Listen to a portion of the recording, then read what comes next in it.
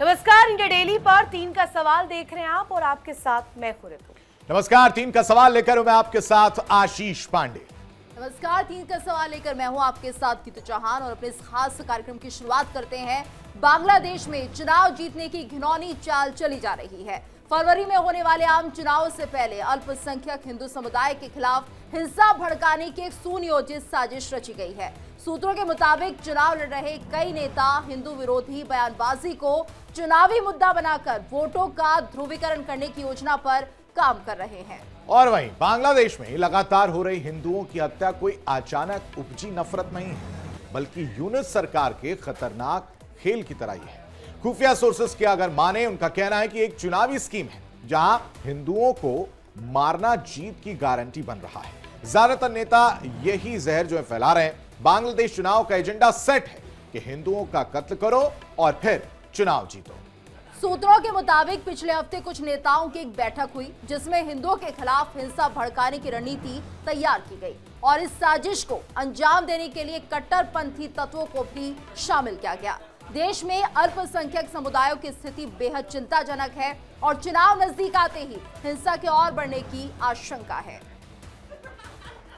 तो देखिए, ये 3 का सवाल का मुद्दा जो कि बेहद गंभीर है और आज के बड़े सवाल आपके सामने रख देते हैं। पहला बड़ा सवाल यहाँ पर ये उठ रहा है कि हिंदुओं के कत्ल पर क्या ये चुनाव लड़ा जा रहा है, इसकी संजीदगी को समझेंगे। साथ ही साथ जानने की कोशिश करेंगे और समझने की कोशिश करेंगे कि बांग्लादेश में इंसानियत हारी है और राजनीति जीती है क्या। और वहीं 3 का सवाल में तीसरा सवाल है वोट एजेंडा चुनावी बिसात पर क्या हिंदू मोहरा। बांग्लादेश में चुनावी एजेंडा पूरी तरह से सेट जो नजर आ रहा है। सोर्सेस की माने, सूत्रों के हवाले से जो खबर है वो ये है कि यूनिस राज में खतरनाक खेल का खुलासा जो है वो हुआ है। बांग्लादेश में लगातार जो है वो एक के बाद हिंदुओं की हत्या जो की जा रही है वो एक एजेंडा है ताकि उसका बेनिफिट चुनाव में मिलता रहे। हिंदू का कत्ल करो और चुनाव जीतो, ये पूरी तरह से साफ नजर आ रहा है। चुनाव से पहले हिंदू विरोधी जो साजिश है हिंसा की, वो देखने को मिल रही है। बिल्कुल, और फर्जी खबरें फैलाकर हिंदुओं को निशाना कट्टरपंथी हिंदुओं को बना रहे हैं। देखिए, जिस तरह से कट्टरपंथी लगातार हिंदुओं को निशाना बना रहे हैं और सीधे तौर पर यहाँ पर सिर्फ यही साबित करना है कि अगर आप हिंदुओं को मारेंगे तो आप जीत सुनिश्चित करेंगे, और इसलिए इन हिंदुओं को, अल्पसंख्यकों को निशाना बनाया जा रहा है, उन्हें जिंदा जलाया जा रहा है, उनके घरों को फूंक डाला जा रहा है। तो एक के बाद एक लगातार हत्याएं कई सवाल पैदा कर रहे हैं कि आखिर हिंदुओं की सुरक्षा की जिम्मेदारी किसकी है और कब तक हिंदुओं को मौत के घाट उतारा जाएगा। कभी जिंदा जला दिया जाता है, कभी फांसी पर लटका दिया जाता है, कभी चोरी के झूठे आरोप में इतना पीटा जाता है कि शख्स की मौत हो जाती है। करीब 5 से ज्यादा करीब, और ये संख्या अब जो है वो बढ़ती जा रही है। कई हिंदुओं की मौत जो है वो अब तक हो चुकी है। जिंदा जलाया गया है, वो जो आपने वीडियो वायरल देखा ही होगा। और उसके बाद से सवाल उठ रहा है कि क्या ये जानबूझकर किया जा रहा है, क्योंकि वहां पर हिंदू जो है वो अल्पसंख्यक हैं और उनको मारकर चुनाव में बेनिफिट लिया जाए, एक मैसेज देने की कोशिश की जा रही है। ऋतु। बिल्कुल आशीष, और जिस तरीके से मुद्दा है, इस मुद्दे की संजीदगी, इसकी गंभीरता इस तरीके से समझी जा सकती है कि इसकी आवाज जो है वो अब भारत में भी उठने लगी है। और क्या ये मकसद, ये मंसूबे अब लोगों के सामने क्लियर हो रहे हैं, इस पर करेंगे बड़ी चर्चा। खास मेहमान हमारे साथ कनेक्ट होंगे, रिटायर्ड कर्नल टीपीएस त्यागी, रक्षा विशेषज्ञ के तौर पर हमारे साथ कनेक्ट है। उनसे पहला सवाल मेरा रहेगा, त्यागी सर, ये हम देखते हैं कि ये खतरनाक दांव, ये चालबाजी यूनुस की जो हम देखते हैं वो नारों तक अब सीमित नहीं रही है। इसमें अगर कहा जाए ग्राउंड रियलिटी में अब जमात के जो जिहादी हैं वो एक तरह से एंटी हिंदू नैरेटिव के इतर अब सीधे तौर पर ये बात रख रहे हैं सामने कि हिंदुओं का कत्लेआम हो, हिंदुओं का कत्लेआम इसलिए हो कि चुनाव जीता जाए, इसमें एज मिले, इसमें पॉलिटिकल माइलेज मिले। Am I correct? जी हाँ, बिल्कुल ठीक कह रही हैं आप। अब ये हिंदुओं के उत्पीड़न का सवाल नहीं है, अब ये उनके लिए एक पॉलिटिकल टूल बन गया है चुनाव जीतने का। जो हिंदुओं का जितना विरोध करेगा उसकी मान्यता बांग्लादेश में उतनी बढ़ेगी। और इसके लिए जो उन्होंने कारण दिए हैं, पहला कारण तो उन्होंने ये दिया कि जो हिंदू हैं ये भारत को ज्यादा प्यार करते हैं बजाय अपने देश बांग्लादेश को। यानी कि वो कहते हैं कि ये हिंदू हमारी तरह नहीं है, हम बांग्लादेश के सही नागरिक है, ये तो भारत की तरफ ज्यादा अलाइंड है। एक तो उन्होंने ये बात कही है। दूसरा वो कहते हैं कि ये शेख हसीना जो भारत के पास भारत ने जिसको शरण दे रखी है उसको भारत वापस नहीं कर रहा, और ये भारत के समर्थक पर फिर तो डिप्लोमेसी पर भी सवाल उठेगा ना त्यागी सर। एक तरफ कहा जाता है शेख हसीना को यहाँ पर रहने दिया गया, विरोधी आलोचक कहते हैं कि यही सबसे बड़ी यहाँ पर दिक्कत है, सबसे बड़ी गलती यही है। और बंगाल में भी इस वक्त अवैध घुसपैठ का जो मुद्दा उठ रहा है वो इसी परिप्रेक्ष्य से उठ रहा है। अब हिंदुओं की रक्षा बांग्लादेश में कैसे करें? नहीं, अभी तो पहले आप थोड़ा सा यहाँ समझिए कि ये जो अब हो रहा है इसके लिए ग्राउंड बनाया गया। जो ग्राउंड बनाया गया वो तो पहले दिन से ही बनाया गया, जो अपरोक्ष था। मगर जो परोक्ष ग्राउंड था वो ये कि वहाँ एक मुस्लिम कंज्यूमर ग्रुप है। उस मुस्लिम कंज्यूमर ग्रुप ने बाकायदा रैली निकालकर ये कहा कि कोई भी होटल हो उसके ऊपर बीफ परोसना, मांस परोसना आवश्यक होगा। जो वेज आउटलेट थे उनके ऊपर हमले किए गए, एक का। दूसरा, उन्होंने प्रेशराइज किया कि जो हिंदू सरकारी नौकरी के अंदर हैं, चाहे पुलिस में हो या दूसरी जगह हो, उनसे कहा गया कि तुम इस्तीफा दे दो।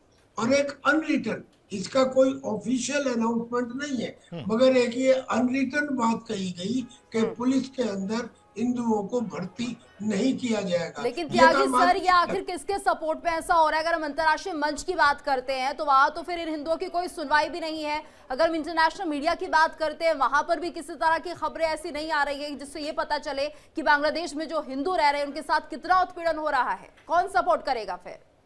देखिए, 2005 में यूनाइटेड नेशंस में एक एक्ट पास हुआ था, वो ये था रेस्पॉन्सिबिलिटी टू प्रोटेक्शन। यानी कि अगर किसी देश को ऐसा लगता है कि उसके लोगों का उत्पीड़न किसी दूसरे देश में हो रहा है तो उस देश की जिम्मेदारी है कि वो अपने लोगों को बचाए। उसमें ये भी लिखा है कि न केवल उस देश की जिनके लोगों का उत्पीड़न हो रहा है, बल्कि इंटरनेशनल कम्युनिटी की भी जिम्मेदारी है कि वो इसमें सपोर्ट करे। अब अगर इंटरनेशनल कम्युनिटी सपोर्ट नहीं कर रही है तो कम से कम हमारी जिम्मेदारी है, और हमारी जिम्मेदारी जो है उसको हमें आगे दिखाने के लिए कई एक्शन लेने चाहिए। हो सकता है कि कुछ अप्रोच एक्शन लिए भी जा रहे हो, और मैं फौजी सिपाही हूँ इसलिए मैं तो ये कहूंगा कि प्रोएक्टिव एक्शन लिए जाने चाहिए, और एक्शंस की शुरुआत शब्दों से होती है। संजीव श्रीवास्तव हमारे साथ बने हुए, संजीव जी का रुख कर लेते। तो संजीव जी, इस पूरे मामले को अगर देखा जाए जहां पर हिंदुओं को टारगेट किया जा रहा है, उन्हें जलाया जा रहा है, उन्हें मार दिया जा रहा है, कैसे देखें और कौन होगा उनकी आवाज बनने के लिए? जी, आपको, आप सभी को और दर्शकों को नमस्कार। देखिए, ये जो पूरी बांग्लादेश की वर्तमान समय के आंतरिक हालात हैं, वो उसमें एक गहरी साजिश स्पष्ट रूप से दिखती है। और ये, जैसे कि मैं पहले भी कहता रहा हूँ कि जो कट्टरपंथियों के द्वारा जो बांग्लादेश में जो डीप स्टेट एलिमेंट्स, पाकिस्तान के एजेंसीज के द्वारा जो वहाँ पर साजिशों का दौर है वो लगातार जारी है। और ये जो साजिशें वर्तमान समय में इस उद्देश्य को ध्यान में रखते हुए की जा रही हैं, और विशेष रूप से जो हिंदू कम्युनिटी को टारगेट कर किया जा रहा है, एंटी इंडिया रेटोरिक जो वहाँ पर कट्टरपंथी वहाँ पर लगातार इसको बनाने की कोशिश कर रहे हैं, साजिशें रच रहे हैं, उसका लक्ष्य ये जो आगे आने वाले जो चुनाव है 12 फरवरी के, उसको अधिक से अधिक प्रभावित करने पर सर, ऐसा क्यों होता है कि वो जो हिंदू विरोधी स्कीम है जो बांग्लादेश में पुरजोर तौर पर स्पॉन्सर की जा रही है, प्रमोट की जा रही है, अगर उसके खिलाफ कोई आता है तो सबसे ज्यादा तिलमिला जाते हैं यूनुस। अब यूनुस चाहते हैं कि वहां पर जमात के जिहादी आगे बढ़ते चले जाएं, उनको फुल फ्लेज्ड पूरे देश में प्रमोट किया जाए। अब इन्हें रोकेगा कौन इन जमात के जिहादियों को? अब देखिए, ऐसी जहां तक यूनुस की बात है तो ये चंद दिनों के मेहमान हैं, बस इनकी अब विदाई होने वाली है। लेकिन ऐसी हम आशा करते हैं, ऐसी अपेक्षा करते हैं कि जो बांग्लादेश की अगली जो सरकार चुनी जाएगी, और ये भी अपेक्षा है, मैं इसमें स्पष्ट रूप से कहना चाहता हूं कि अंतर्राष्ट्रीय समुदाय और जो जिम्मेदार राष्ट्र हैं वो यही चाहेंगे कि वहां पर कोई ऐसी पार्टी जो कि लोकतांत्रिक मूल्यों और लोकतांत्रिक लेकिन ये प्रक्रियाओं संभव कैसे में हो विश्वास पाएगा संजीव जी, ये भी अपने आप में बहुत बड़ी चुनौती रहेगा। हमारे साथ एक और मेहमान जुड़ चुके हैं, सुधीर सिंह जी जुड़ गए हैं, विदेश मामलों के जानकार है। सुधीर जी, आपका बहुत बहुत स्वागत है इंडिया डेली पर। और आपसे भी हम समझना चाहेंगे कि आखिर हिंदुओं का कत्ल जिस तरह से बांग्लादेश में हो रहा है, मुद्दा यही है कि हिंदुओं को मारो और चुनाव जीतो। देखिए, बांग्लादेश में खेल बहुत ही साफ है। हिंदुओं को कोई अभी नहीं मारा जा रहा है, लगातार मारा जा रहा है। एवं शेख हसीना वाजिद जो यहाँ बैठी हैं वो भी प्रधानमंत्री थी, तब भी मारा जा रहा था। क्वांटम में अंतर है। हिंदू जो है वो एकदम पिंग पोंग का बैग है, हर कोई उसमें हिट करता है और अपना पॉलिटिकल रोटी सेकता है। ये बांग्लादेश की हकीकत बन गई है। आज पाकिस्तान एक्टिव है, कल तो सुधीर जी क्या करें, आंखें मूंद ले। हिंदुओं के कत्लेआम पर कोई पूछे ना, यूनुस से ना पूछे, उन जमात के जिहादियों से ना पूछे। देखिए, आप सबको बहुत बहुत इसके लिए धन्यवाद कि आप इन मुद्दों को पूरा उठाते हैं, लेकिन सवाल है कि हम घड़ियाली आंसू यहाँ पर होना क्या चाहिए फिर आपके परिप्रेक्ष्य में, क्या होना चाहिए? कैसे कौन भारत को, मैं तो मेरा ये रुख है कि भारत को बांग्लादेश को तोड़ के एक नया प्रांत बनाना चाहिए और वहाँ हिंदुओं को स्थापित करना चाहिए। नहीं तो ज्यादा नहीं, 10 साल आगे कोई भी हिंदू बांग्लादेश में बचेगा ही नहीं, संभव हो पाएगा? भारत कैसे करेगा, आप बताएंगे जरा, क्या कुछ रणनीति रहनी चाहिए भारत की? आपने अभी इजराइल में देखा है कि किस तरह से फिलिस्तीन में इजराइल ने किया। किसी की जरूरत पड़ी, कोई कानून उसको रोक पाया? यूएन रोक पाया? दुनिया की 56 मुस्लिम देश मिलकर रोक पाए? क्या करे, दरवाजे खोल दे, बॉर्डर्स खोल दे, हिंदुओं को अंदर ले ले और फिर यहाँ से जो अवैध लोग आए हैं, इमिग्रेंट्स, उनको निकाल देते हैं। बताइए आप ये अगर यहाँ पर परिप्रेक्ष्य रख रहे हैं तो आप इस बात को क्लियर कर दीजिए और सरकार से अपील करिए फिर इस बात की। आप मेरी बात को सुन नहीं रहे हैं और समझ भी नहीं रहे हैं। मैं तो दूसरी बात कर रहा हूँ। हाँ। हिंदुओं को यहाँ बसाना कोई निदान नहीं है। बांग्लादेश के अंदर तोड़ के हिंदू प्रांत बनाया जाए और वहीं हिंदुओं को बसाया जाए। हिंदू यहाँ क्यों आएंगे? उनकी जमीन है, उनकी जायदाद है, वहाँ उनका भूमि है, वहाँ वो पैदा हुए हैं, यहाँ क्यों आएंगे? वहीं एक प्रांत बनाया जाए और ये भारत सरकार को करना चाहिए। ये जो भारत सरकार घड़ियाली आंसू बहाती है और ये डिप्लोमेसी वगैरह, ये सब फालतू की बातें, कुछ नहीं होना है। ऐसे हिंदुओं का कत्लेआम होते रहेगा, हम चर्चा करते रहेंगे, होना कुछ नहीं। ठीक है संजीव जी, क्या भारत विरोधी नैरेटिव चुनावी हथियार बन गया है? यकीनन ऐसा है, और भारत विरोधी नैरेटिव को चुनावी हथियार के तौर पर जो बांग्लादेश के जो रेडिकल इस्लामिस्ट, अतिवादी, आतंक परस्त जो ताकतें हैं वो उसको ऐसा करती है। और वो हिंदू कम्युनिटी के ऊपर भी अगर हमले अभी बढ़ रहे हैं, हालांकि ये हमले लगातार जारी रहे हैं। मोहम्मद यूनुस की सरकार इन कट्टरपंथियों को शह देने का ही कार्य करती रही है।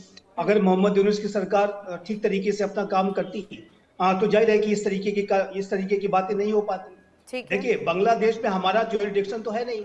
बांग्लादेश में यदि हमारा ज्यूरिडिक्शन होता तो ये एक घटना नहीं हो पाती, और जो घटना होती है उसको कितनी कड़ी सजा दी जाती है, हम इसको देख करके दिखा देते। लेकिन वो एक दूसरा राष्ट्र। संजीव सर, इस पूरी स्टोरी को, अगर बांग्लादेश की स्टोरी को हम एक शब्दों में, अगर एक लाइन में मैं पिरोऊं तो ये होता है नारे, नफरत और इसके साथ साथ सियासत। इन तीनों का कॉकटेल बन रहा है। सुनील जी ने ज्वाइन कर लिया है, वरिष्ठ पत्रकार है, उनसे मैं जानना चाहूंगी। सुनील सर, हम ये बात करते हैं कि ग्राउंड रियलिटीज क्या है? क्या वो अलग है? जो अंदर खाने बात हम कर रहे हैं, जो चर्चाएं कर रहे हैं, क्या वो अलग है? बांग्लादेश की स्थिति जो है, अगर वहां पर नारों के साथ साथ चुनावी सरगर्मियों के साथ साथ नफरत भी हिंदुओं के खिलाफ हो रही है, तो क्या ये एजेंडे में, प्रोपेगेंडे में यहाँ पर तब्दील होने में कारगर साबित होगी? यूनुस के लिए ये बैकफुट पे नहीं आ जाएगी चीज? देखो ऋतु, राजनीतिक मुद्दे राजनीतिक दलों को वही भाते हैं जो फायदा पहुंचाने का काम करते हैं। अब बांग्लादेश में चुनाव है तो कौन से राजनीतिक मुद्दों को हवा देने से किस राजनीतिक दल को फायदा मिलेगा, ये ज्यादा महत्वपूर्ण है। राइट। यदि बांग्लादेश में हिंदुओं को टारगेट करके, हिंदुओं को परेशान करके यदि कोई राजनीतिक दल सत्ता में आ सकता है तो निश्चित तौर से उसके लिए अहम मुद्दा है। इसमें कोई झुठलाने की बातें नहीं है, ये बिल्कुल धरातल की बात। आलोचक और विपक्ष तो कुछ और ही कह रहा है ना सुनील सर। आलोचक कह रहे हैं कि सीधे सीधे जो मंशा इसके पीछे है, बंगाल चुनाव को ध्यान में रख के लाया जा रहा है। ये मुद्दा आज का थोड़ी है, हिंदुओं का कत्लेआम अभी थोड़ी हो रहा है, नंबर अभी बढ़ गए होंगे भले ही, पर चीजें तो पहले से चलती आ रही है। अभी से पब्लिक लाइट में अगर पब्लिक डोमेन में अभी लाया जा रहा है तो ये भी एक नीतिगत तौर पर लाया जा रहा है, ये बड़ा आरोप। नहीं, देखो यदि हम पश्चिम बंगाल की बात भी इसमें जोड़ देंगे तो लगभग 4 दशक में वहां 50,000 से ज्यादा राजनीतिक हत्याएं हुई हैं। जनता की छोड़िए आप, राजनीतिक जी, लगता है हमारा संपर्क टूट गया है। एक बार फिर से हम रुक कर लेते हैं यहाँ पर। हमारे साथ सुधीर जी भी जुड़े हुए हैं। सुधीर जी, आपसे भी हम समझना चाहेंगे, जैसे कि आप कह रहे हैं यहाँ पर कि जो भारत है वो घड़ियाली आंसू बहा रहा है, तो ऐसे में समझना ये भी ज़रूरी है कि जिस तरह से बांग्लादेश को जब अनाज की ज़रूरत पड़ी थी, चावल की ज़रूरत पड़ी थी, उस वक्त भारत ने ही उनको मदद की थी और उस वक्त तक शेख हसीना भारत में आ चुकी थी। तो किस रणनीति पर जो भारत की कूटनीति है वो आगे चल रही है, बांग्लादेश के साथ कैसे रिलेशन हो सकते हैं भारत के, और अभी जो हालात बने हुए उसके बाद आपको लग रहा है कि अच्छी दिशा में जा पाएंगे? देखिए, वो कूटनीति और मदद करना अपनी चीज है। मैं बहुत ही कोरा तथ्य आपके सामने रख रहा हूं कि 1971 में बांग्लादेश बना, 21% हिंदू थे, आज 8% हैं। तो 1971 से ही बांग्लादेश में हिंदुओं का सिस्टमिक जो है जेनोसाइड चलता रहा है, ये कोई नई बात नहीं है। आखिर 12-13% हिंदू क्या बंगाल की खाड़ी में डूब गए? कहाँ गए? कुछ भारत आ गए, कुछ कन्वर्ट हो गए, कुछ मारे गए। आप अगर यही कूटनीति रखेंगे जो चलता रहा है इतने वर्षों तक, 50 वर्ष 55 वर्ष से, तो अगले 10 साल में शून्य पर, जैसे पाकिस्तान में शून्य पर हिंदू आ गया है। इम्पोर्टेंट पॉइंट आप डाल रहे हैं, इम्पोर्टेंट पॉइंट पर आप यहाँ पर इंडिकेट कर रहे हैं। और एक और खास मेहमान मुस्लिम स्कॉलर हमारे साथ कनेक्ट हो गए हैं, शोएब जी। शोएब जी, ये पूरा मामला जो है अगर पब्लिक लाइट में इस अंदाज में आता है कि हिंदुओं का कत्लेआम हो रहा है और इसमें एड्ज लेने की कोशिश यूनूस इस कदर कर रहे हैं कि वहां पर अल्पसंख्यकों को टारगेट करके उन्हें कहा जाए तो माइलेज मिल रहा है, उन्हें पॉलिटिकली और ज्यादा पावर बूस्ट मिल रहा है, तो इसे आप कैसे देख रहे हैं? हिंदू जो वहां पर रह रहे हैं, जिनके साथ इस तरीके की बर्बरता हो रही है, वो भी तो हमारे ही भाई बंधु है ना, उनकी रक्षा के लिए हमें ही आवाज उठानी है। देखिए ऋतु जी, बिल्कुल आपने बात सही कही। जब 1947 में मुल्क का विभाजन हुआ तो पाकिस्तान बट गया और पाकिस्तान से निकला हुआ बांग्लादेश हमारे मुल्क है। वहाँ के हिंदू है, मुसलमान हो, ईसाई है, सब मेरे भाई हैं। लेकिन ऋतु जी, एक चीज हमेशा ख्याल रखिएगा कि जब सांप लाठी मांग रहा हो तो बांसुरी ना बजाइए, वरना पैर में काट के चला जाएगा। आप बताइए, मैंने हमेशा एक बात कही कि बांग्लादेश में जो हमारे मामला चल रहे हैं, अडानी जी लाइट दिए हुए हैं, लाइट कब आप काटेंगे? वहां के एम्बेसी आप यहाँ बंद कर दिए। अंबानी क्यों गिर जाते हैं? देश को यूनाइट क्यों नहीं होने दे रहे हैं? हिंदू मुसलमान, अडानी अंबानी, ये वाला राग क्यों गाने लग जाते हैं? मुस्लिम स्कॉलर की हैसियत से कनेक्ट हुए तो उनके साथ आवाज उठाइए ना, हिंदुओं के साथ। मैं हिंदू, मेरा राम है, मैं उनका लक्ष्मण हमेशा कहता हूँ। मैं कह रहा हूँ कि किसी को अगर आपको खत्म करना हो, जिक्र मत करिए, जिक्र करिएगा बढ़ जाएगा। वैसी आपने मुखालफत सड़कों पर आइए, ये वाला काम नहीं आएगा। नहीं, सुनिए, देखिए आप अपनी कमी नहीं बताना, हमें अपनी कमी तलाशी है ना। मेरा बेटा फेल हो गया, मैं दूसरे वक्त फर्स्ट आया, उसकी बुराई कर रहा हूँ। मेरा बेटा फेल क्यों, ये तो देखना है। हमारे जो मामला बांग्लादेश से तो कब खत्म किए जाएंगे? अडानी लाइट करोड़ रुपए दे रहे, कब खत्म होगी? एम्बेसी कब बंद करी जाएगी? कब आ रहे मुस्लिम स्कॉलर? सड़कों पर आइए शोएब सिद्दीकी। मैं सड़कों पर आ रहा हूँ, मुझे कहाँ चलना बताइए? देखिए पूरी बात सुनिए, कमी को तलाशना चाहिए। मैंने ये बात कहा, बांग्लादेश में यूनूस सरकार पे कम से कम सख्ती से हमारे मुल्क के वजीर आजम नरेंद्र मोदी को एक्शन लेना चाहिए, बात करनी चाहिए, जो अब तक नहीं हुई है। हमारे कई हिंदू भाई वहां मारे गए, जलाए गए, कई मामले ऐसे हुए। मैंने हमेशा डिबेट पे आपसे कहा कि हमारी मुल्क के वजीर आजम बहुत ताकतवर हैं, जिन्होंने ट्रम्प को ठंडा कर दिया, जो परेशान घूम रहे हैं, लेकिन हिंदुस्तान को नहीं गिरा पा रहे हैं। चुटकी वाला है। ठीक है, संजीव जी से समझ लेते हैं इस चीज को। संजीव जी, देखिए बात जो मुस्लिम स्कॉलर हमारे साथ उठा रहे हैं वो ये उठा रहे हैं कि अगर हमें मदद करनी है तो स्टेप तो लेना पड़ेगा ना, इनिशिएट तो करना ही पड़ेगा।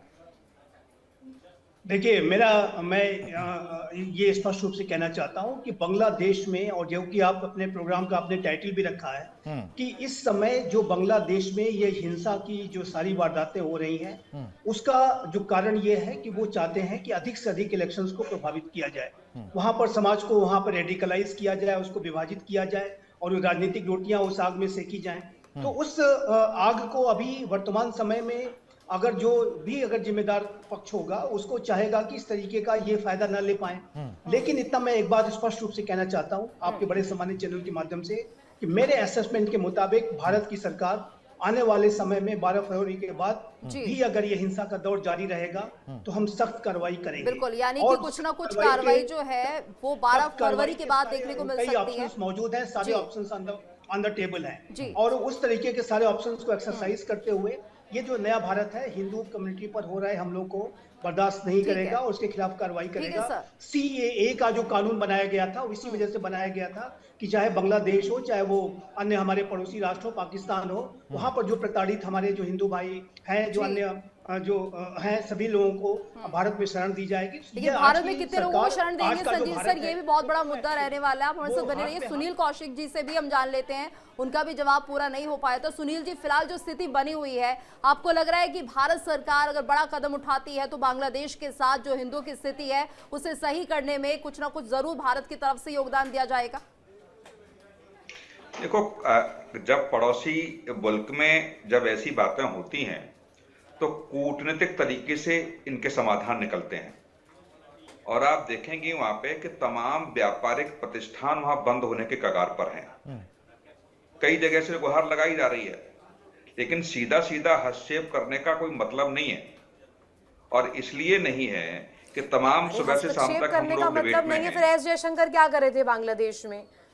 वो क्या करने गए थे वहां पर? डिप्लोमेसी आप अगर कर रहे हैं, इस बूते पर कर रहे हैं कि आप सीधे सीधे नहीं कर सकते किसी को टारगेट, या सीधे सीधे आप नहीं इस मांग को उठा सकते, तो ये फिर तो फेलियर रहेगा।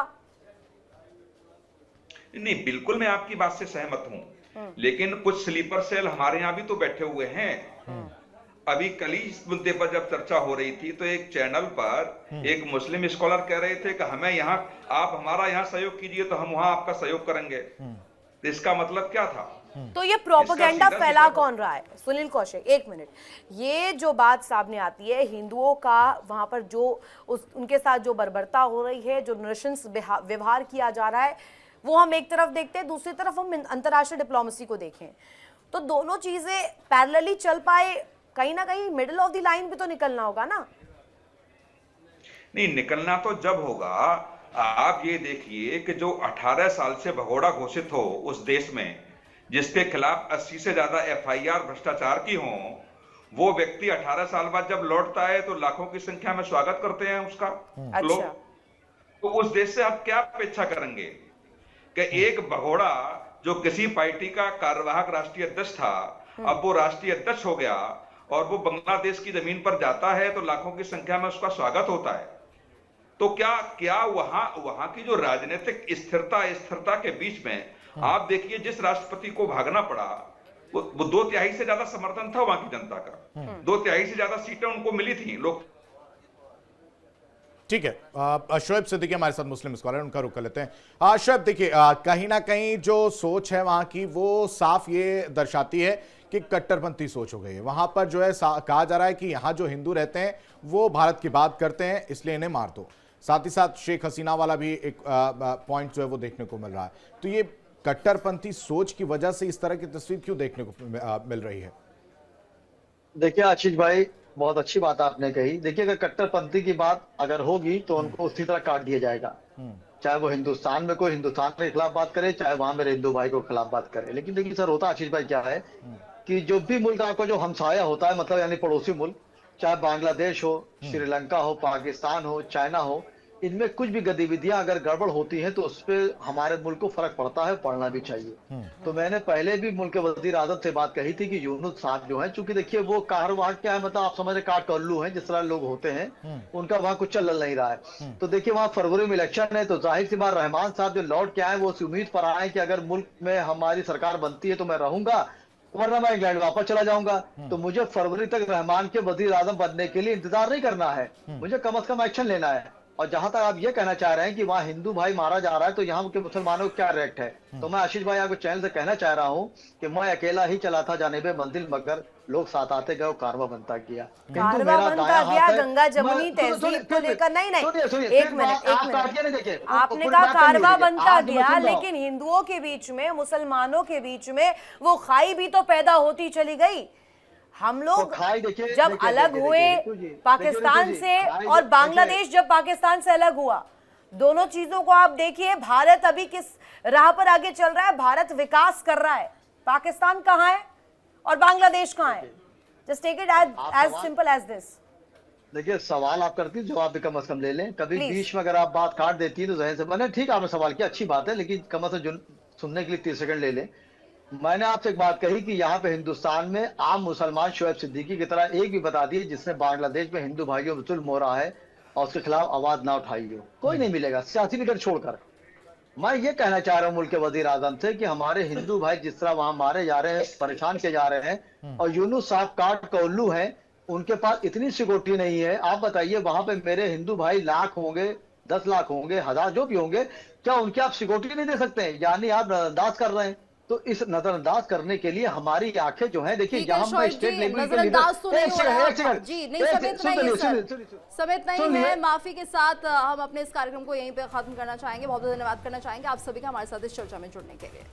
और इसी के साथ इस खास पेशकश में इतना ही।